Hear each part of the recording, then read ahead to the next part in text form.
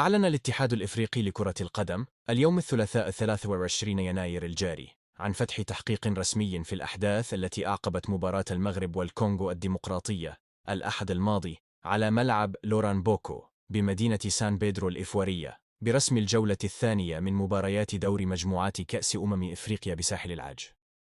وقال الكاف في بلاغ رسمي بهذا الخصوص: فتحت الكونفدرالية الأفريقية لكرة القدم كاف تحقيقا ضد الاتحاد المغربي لكرة القدم FRMF والاتحاد الكونغولي لكرة القدم FICOF عقب أحداث ما بعد مباراة كأس أفريقيا كوت ديفوار 2023 بين المغرب وجمهورية الكونغو الديمقراطية. وأشار الاتحاد الإفريقي لكرة القدم ضمن بلاغه إلى أنه لن يدلي بأي تعليق آخر حول هذه المسألة حتى يكتمل التحقيق. وتعكر صفو أجواء مباراة أسود الأطلس والفهود التي أقيمت الأحد بمجرد إعلان الحكم عن نهايتها بالتعادل الإيجابي 1-1، حيث أظهر التلفزيون توجه المدرب المغربي وليد الركراكي نحو قائد المنتخب الكونغولي سانشيل مبيمبا لمصافحته بعدما كان الأخير ينظر نحو السماء مشتكيا من الظلم التحكيم، لكنه رفض مصافحة الناخب الوطني وسحب يده بقوة، ملوحا بما معناه أن الحكم تجاهل الفار، ثم قام بحركة بذيئة تجاه مدرب أسود الأطلس،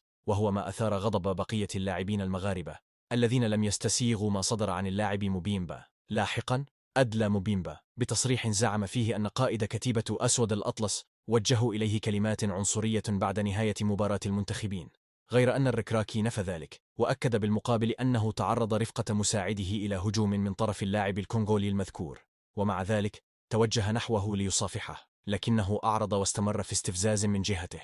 أصدر الاتحاد الكونغولي لكرة القدم بلاغا جاء فيه: في نهاية مباراة المغرب ضد الكونغو الديمقراطية يوم الأحد لحساب الجولة الثانية من المجموعة السادسة، تعرض قائد الفهود سانشيل مابيمبا مونغولو لنعوت فظة من اللاعبين المغاربة بعد مدربهم، إلى حد تعرضه لاعتداء لفظي منهم في ممرات غرفة تبديل الملابس. وأعرب الاتحاد الكونغولي لكرة القدم عن غضبه الشديد إزاء هذا الأمر ومثل هذا الموقف غير الرياضي، مؤكدا احتفاظه بالحق في اللجوء إلى كل وسائل الاحتجاج الممكنة، في إشارة بشكل خاص إلى اللجنة التأديبية للكونفدرالية الإفريقية لكرة القدم، حتى لا يتكرر مثل هذا الخطأ خلال مباريات كرة القدم في القارة، وفق المصدر ذاته. ولم يتأخر رد الجامعة الملكية المغربية لكرة القدم التي أدانت بدورها ضمن بلاغ أصدرته مساء أمس الاثنين